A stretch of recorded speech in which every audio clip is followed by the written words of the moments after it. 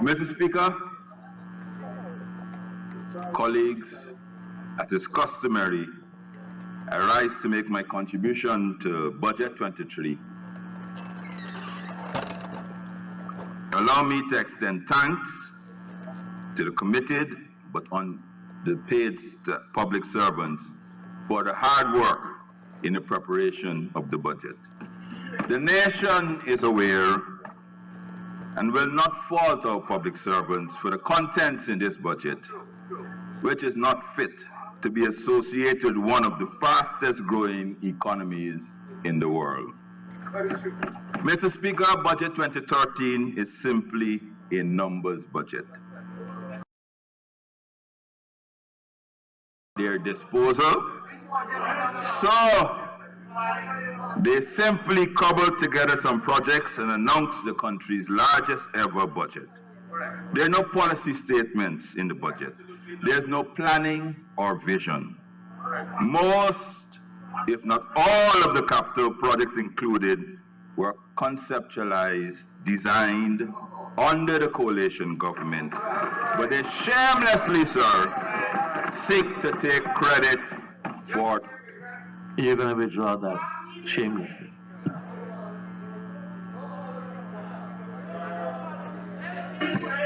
Sir, before I proceed, sir, I'd like to address a few issues, sir. And Mr. Speaker, you know, like you, I have an aversion to paper. I normally like to have everything electronically, sir. But because we are ruling so far, sir, I've walked with all the supporting documents, everything I make, sir, and I'll make all available to the Parliament on my completion.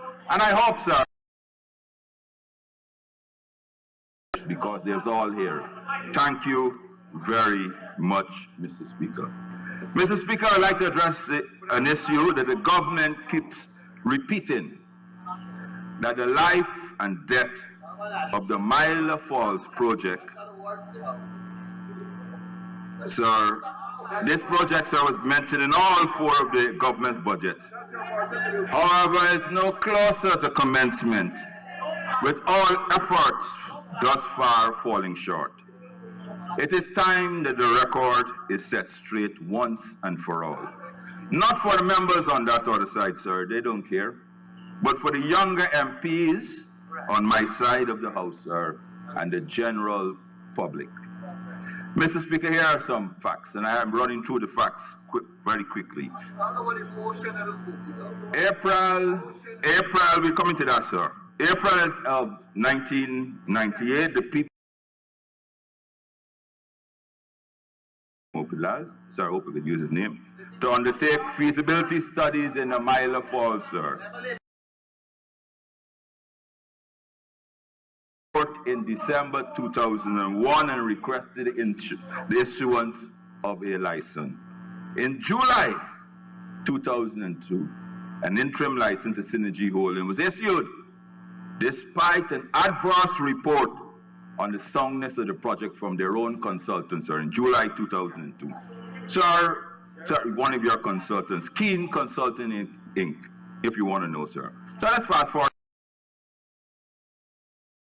Sir, in 2009, Synergy Holding transferred the interim license to Site Global.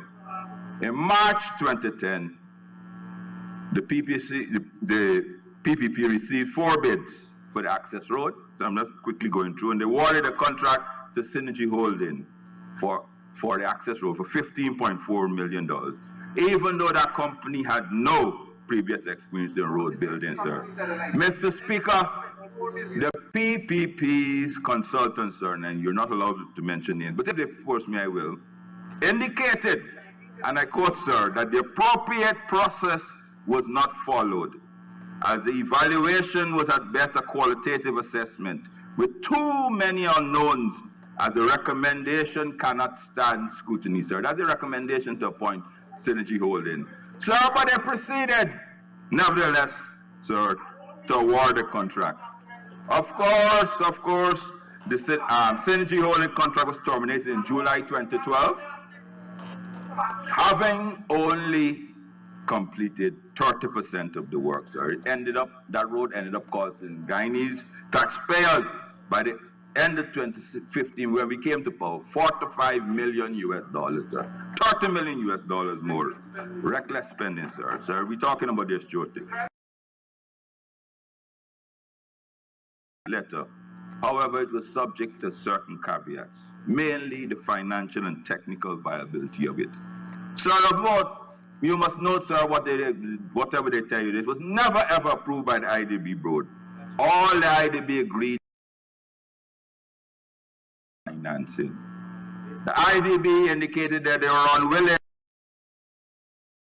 So the World Bank was approached and they flatly refused to fund the project. Maybe, sir, that is why the World Bank was booted out, sir, in 2012. Move forward, sir, to April of 2013, the minister's quiet. Sir, the National Assembly, sir, approved two bill schemes. The hydroelectric amendment bill was approved by the National Assembly, the opposition, sir. And a motion, sir, to raise the debt ceiling to 130 billion was reduced to 150 billion. With a caveat, sir, when you sort out all the deficiencies in the project, you can come back to us and the. We never, sir, whatever they say, we never, sir, voted down them. We reduced it. Sir, of course, we know that Site Global withdrew. Sir, I would like to move forward to July of 2015. Sir, this is where it gets interesting, sir. A review of the product was conducted, sir, by the new administration. Information, sir, once deemed too confidential, sir. They had 3 meetings with the opposition, but there was some information that was deemed too confidential to be provided to the opposition, sir, had to be laid over. Sir, when they met with the opposition, they told us that it would be $858 million US. And at the time, sir, they went wrong and the PR was saying it. And you know that, sir, you were there. 10 cents US, not 10 cents US per kilowatt hours. That was what they were telling everybody. But guess what, sir? When they shared the information with us, sir, the tariff had risen to 25 cents US dollars when we got it. 25 US cents dollars, sir. What we're paying right now, what we're paying now, sir. And sir, they moved, and it's all here, sir. It's all here. And I can quote, sir, and they moved from saying it is a project to save energy and to get cheap electricity, and they described it now as a flagship for low carbon development strategy to reduce emissions. It's no longer about, sir, electricity costs. Sir, that's on the end of the issue, sir. We discovered, sir, in addition to the $558 million that they said, sir, we had the government again had to put 138 million capex for GPL. Sir, see the ministers there. Capex for GPL, sir, that's the GPL cost, sir, for the transmission, to make it available to distribution and transmission. $40 million, sir, US dollars, to buy down the equity of the sponsor, sir, and $3 million US. $3 million US for the relocation of 30 persons. So when we did the competition, sir, the project, this flagship cheap Amaila project that they came up, sir, the tariff ended up at 30 cents US. That, sir, is why the project is dead. Sir, and I will go to what their rebuttal will be, sir, not construct. Sir, the Ministry of Finance, Norway, and Natural Resources conducted a review of the project, and they employed a consultant, Norconsult, sir. Norconsult said it was the most viable project. They said Amaila Falls was prioritized as the first hydro plant because it was the only one with a full feasibility study. Because for the PPP, there's Amaila or nothing. Just, sir, we have the gotcha or nothing. But I'll come to that, sir. However, in 2018, the Ministry of Climate and Environment of Norway sent a delegation to Guyana. And they met with the government of Guyana and the IDB. So it is concerning the $80 million US that was in the fund, the Norm Region team came with the belief, as the PPP were shouting and telling them, that the Amaila Falls was the only option. The government of Guyana presented our proposed transitional energy plan. The Norwegian team visited various locations, held discussions with stakeholders. So it was a 4-day visit. And at the start of the third day of the visit, the team leader announced that they had an epiphany. They discarded any idea of funding the Amaila Falls project, and they fully endorsed the APNU's AFC Energy Transition Plan, sir. Mr. Speaker, the AFC plus APNU plans was to utilize the $80 million for 30 megawatt solar farm with 8-hour storage. Despite the efforts of the PPP, sir, they begged, they pleaded, they threatened. The government of Norway has refused to allow the money to go back to the Amaila Falls project. And the projects are included in this budget document is what they are now boasting about. Sir, the Amaila Falls project, for the records, was not killed by the opposition. Far from it. It was stillborn. It died from malnutrition, sir. A lack of financial and technical substance, as well, sir, as bad parents. Mr. Speaker, having resolved this issue and demonstrated the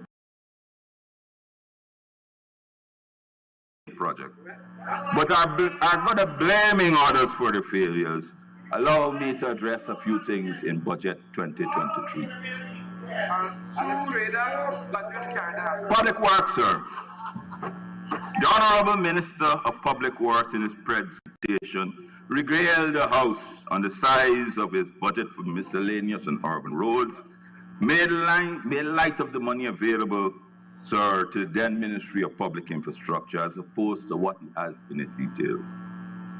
We, on the side of the House, rarely acknowledge the huge amount of money available for the APM based on the production agreements, or the one that they criticize, signed by the APNU AFC government. Sir, as always, sir, the devil has always been in the details. And let me give you some details, sir. Special Projects Unit, sir. It was a coalition government that established the Special Projects Unit. So in 2015, when we assumed office, there was something called a Force Accounting Unit, sir, and all that was there to do. It was under the direction of the Permanent Secretary, and it was there to provide general emergency works. Patch a hole here, patch a hole there, fix a plumbing leak, repair a leaking work. So the creation of SPU, sir, was done under the leadership of Honorable Annette Ferguson there. In 2015, in 2016, 2017, and 2018, the coalition $150 million worth of material every year, increased the staffing twofold with engineers and semi-skilled workers and unskilled workers, and placed it under the direction of the Work Services Group. And that, sir, is what made it what it is today. Sir, but here is the crook, sir. The minister announced that the SPU completed several kilometers of work, sir. He regaled us between 2022. But let us look at the coalition record for it, which had 1/5 of his budget, sir. Sir, in the minister announced in 2020, sir, they did 300 kilometers of work repair. 2021, 420. 2022, there's SPU, sir, 520. Sir, with 1/5 of the money.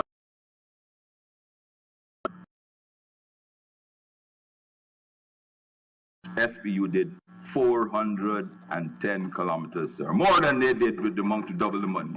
But in 2018, sir, we did 450 kilometers work, sir. It's all here for the thing. Sir, just for the records, I left this entire thing on the minister's desk, which, you know, you don't have to, it was on his desk. Sir, and in 2019, sir, and you can check it yourself, sir, we did 450 kilometers.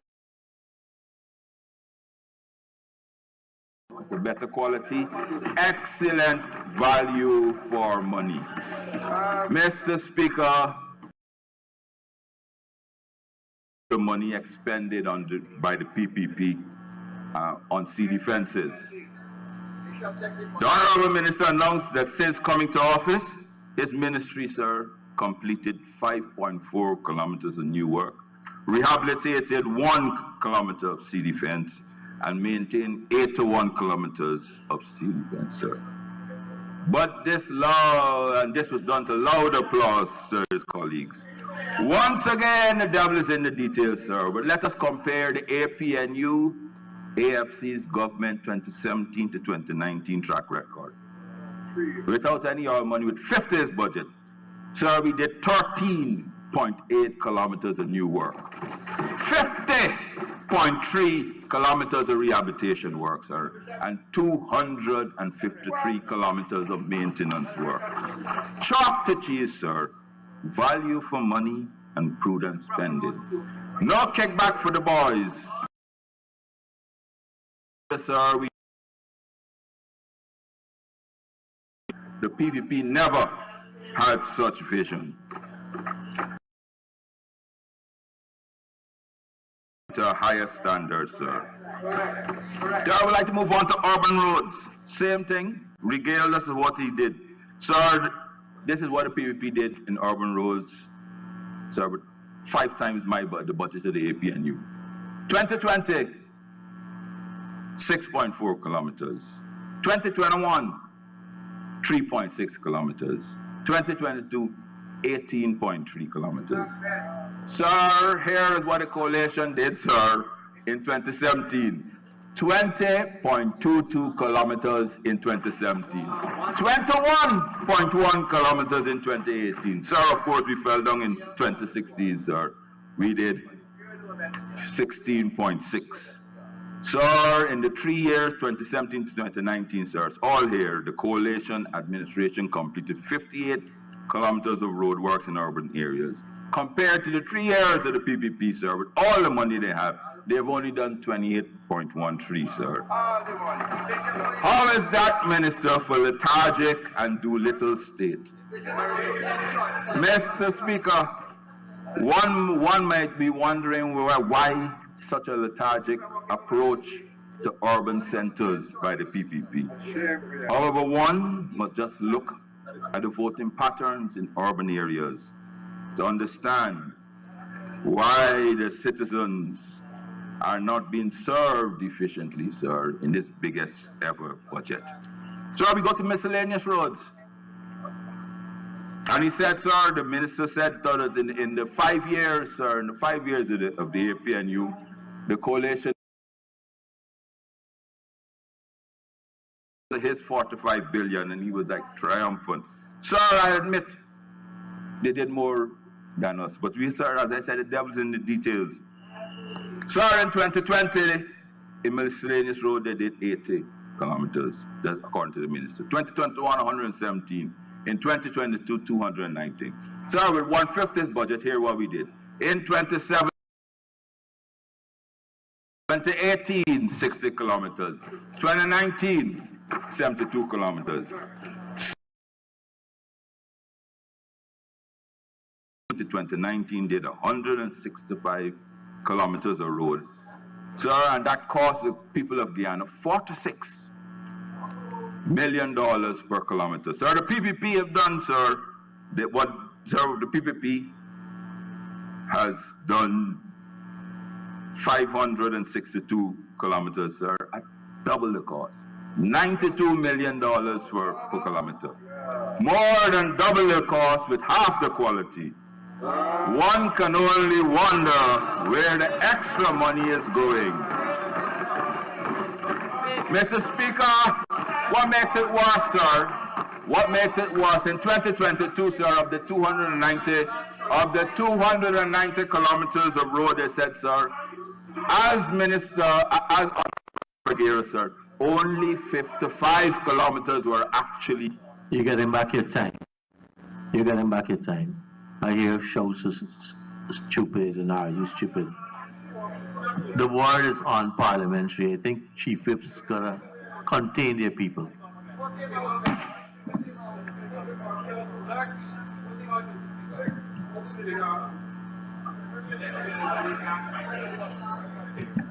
Mr. Speaker, this ministry can't even spend the money allocated more funds.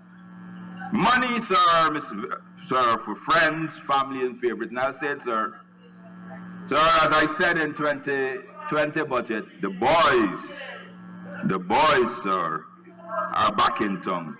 Interestingly, sir, one would have thought with such a great increase of money for roads in this ministry that you would have a accompanying increase in staff. Sir, if you look at the staffing details, sir, the technical and the semi-technical people are bolting. This is not well, sir. All is not well in the land of the Ministry of Public Infrastructure. Sir, we will come to that, sir. I think about 44 persons that bolted, sir. They can't work under the ministers.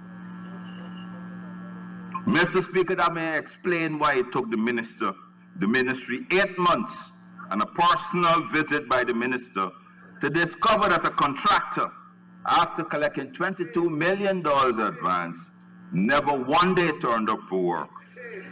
Of course, we're not surprised to learn that the contractor is a family of one of the ministers. Mr. Speaker, this ministry should be named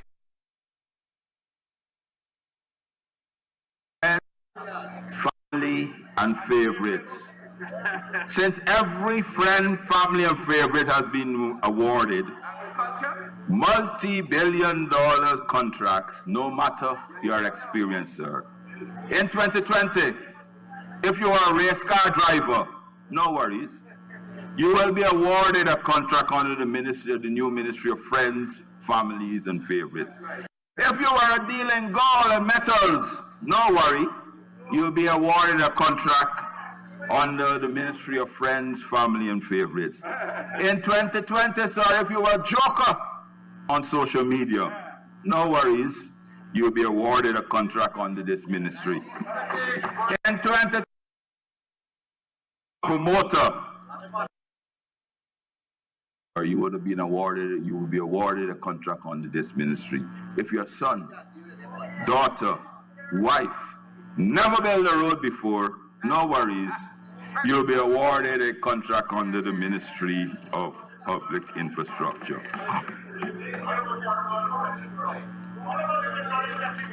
Mr. Speaker, I put this time permits I come back there. So, Mr. Speaker, I want to go to transport and harbors. Sir, the Honorable Minister in his presentation provided a report on the achievements of transport and harbors.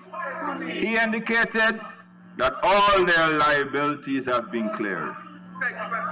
On behalf of the staff of the Transport and Harbors, I'd like to commend the government for their actions.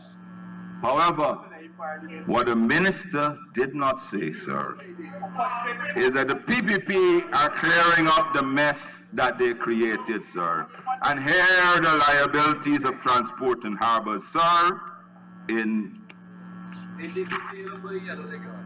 at the end of 2012, sir, 188.7 million, that's the liabilities deficit.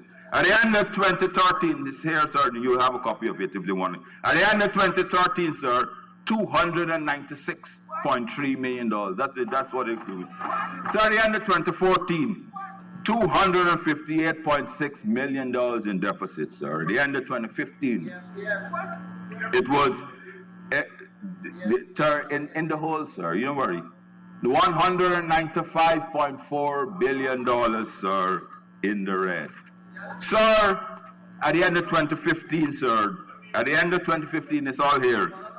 Transport and harbors, sir, Transport and Harbour's own NIS, $31.6 billion, and GRA, sir, $78.5 million. Sir, but it doesn't end there, sir. The coalition government took measures to reduce that, sir. At the end, sir, and I move on, so at the end of 2019, the arrears was only $80 million. Sir, the $390 million that the honorable member, sir, paid off was all down to his incompetence, all down to his mismanagement, sir.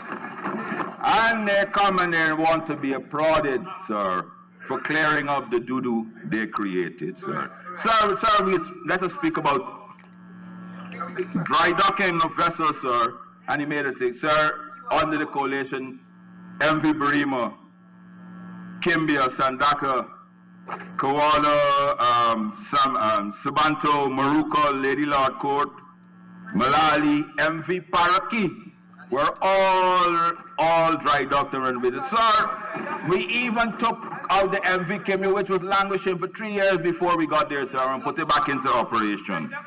Sir, that sir is the records. Sir, going on, sir, the speaker went on to talk about the Linden to Mabura Road, sir, and we're pleased for the 116 persons, he said, sir, that have been employed. We're pleased. Sir, but the employment has absolutely nothing to do with the PPP, sir. This project was executed and designed, packaged and financed by the APNU AFC administration. Lock, stock and barrel. Sir, even worse, sir, when the vice president was the leader of the opposition, sir, met with DFID, sir, in 2019, he reported to them, sir, that he will squash this project when they come to power. And thankfully, like our Norwegians called counterpart, the British government said, if you squash it, we will take our money. Sir, that is why that 116 persons, sir, are... But I will have to ask you to provide that evidence, or else it's imputing. Okay.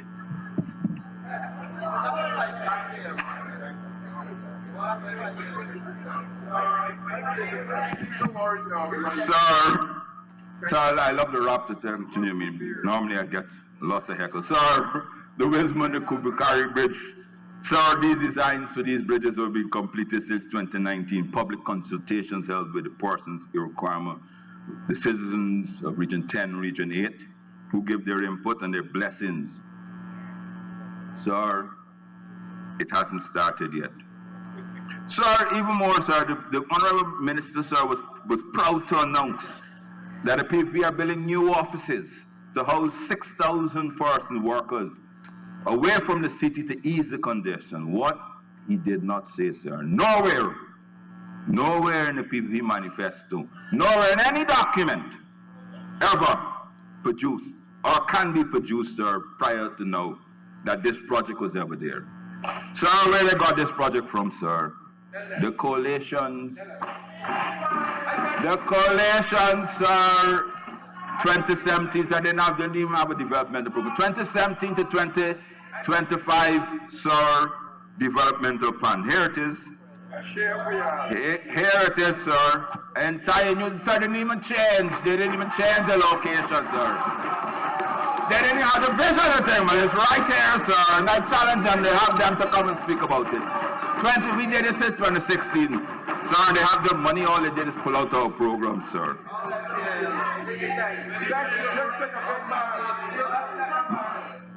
Mr. Speaker, time is going, sir. I move on to energy quickly. Sir, the coalition presented a comprehensive energy diversification blueprint, sir. We left that in place, sir. The PPP has savagely been following this plan and, sir, trying to take credit.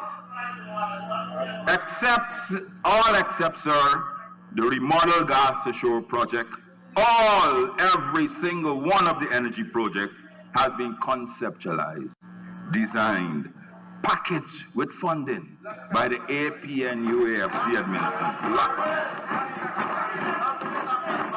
Sir, the 1.5 hydro facility at Kumu and the 700 kilowatts rehabilitation of the Mokomoko, mentioned in the budget, fully conceptualized, designed, funded, secured, sir, by the APNU.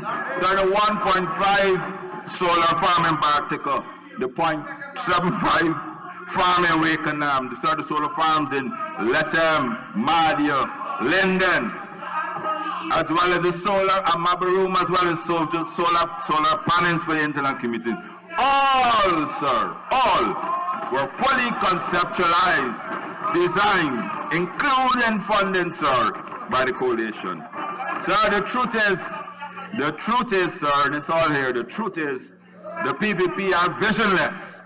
They have no useful or progressive ideas. Sir, but like parasites, sir, they exist and they extract from others, other people's visions and energies, sir. Sir, the coalition administration, sir, owner, what's the word? Owner. The coalition administration included, sir, I must admit, a gas to shore project in our energy expansion and diversification project blueprint. Our proposal was to construct a 20 megawatt natural gas powered plant connected with the SPSO, sir, with a 12-inch diameter pipe, also including an LPG plant. All, sir, all of this for the total cost of $700 million, sir. Our proposal included every single aspect of the PPP's Wales Gas to Shore project, but at 25% of the cost. Honorable Member, you will need an extension to conclude. Thank you. Thank you, Comrade Speaker. Comrade Speaker, I do move that the Honourable Member be given 5 minutes to conclude. Thank you, Honorable Chief Whip. Honorable Member, you may continue to conclude.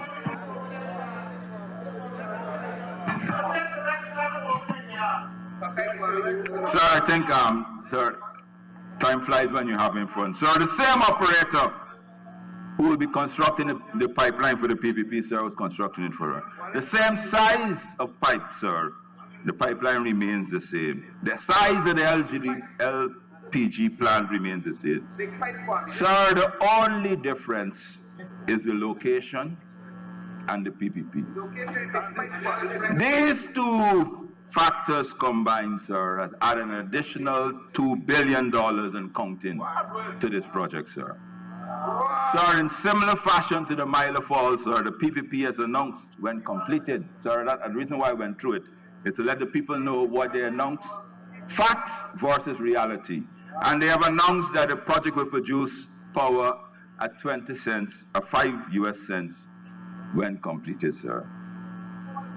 Sir, but they've excluded, sir, to mention certain costs, land acquisition costs, sir. They didn't put that on. They only, as always, they only use half the equation, sir.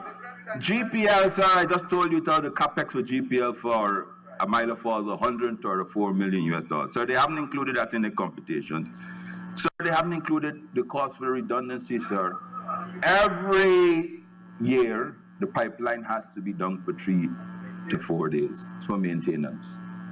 Sir, the country has to keep powered, sir. How will this power, how will the country be powered, sir? Sir, you have to include the redundancy cost, but they didn't throw that in the competition. Sir, just like Amaila when it said 10 US cents, that's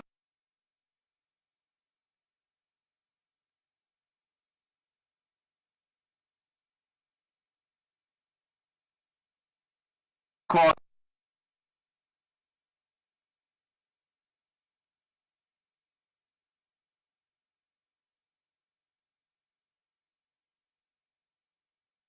Transmission lines across, how are you going to get it across the Demerara River, sir? No one has mentioned that, sir. Oil spill plans, waste management plans, gas leaks, gas dispersal, yes, sir. Before me, sir, with me, sir. And, sir, of concern, sir, I love the silence and I appreciate, sir, the adoration. Sir, of concern to us in the opposition is that the announcement that Guyana is expected to receive 17 lifts in 2023.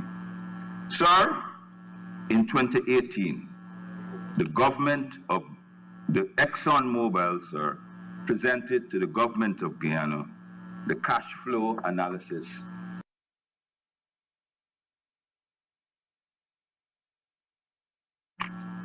which stated that the cost for the production of the SPSO and other associated costs for LISA 1, sir, was pegged at $1.2 billion, sir. And after this cost would have been recovered, Guyana's share of the profit oil would be 50-50.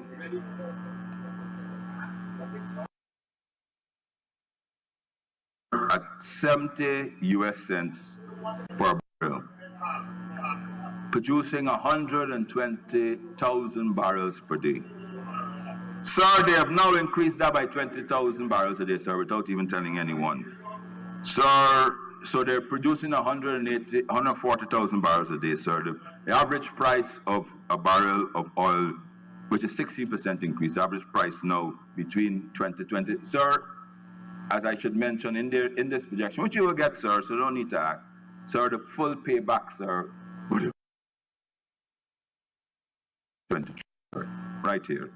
Sir, they're producing a 16% more, sir, which obviously at a higher baseline that they were projected.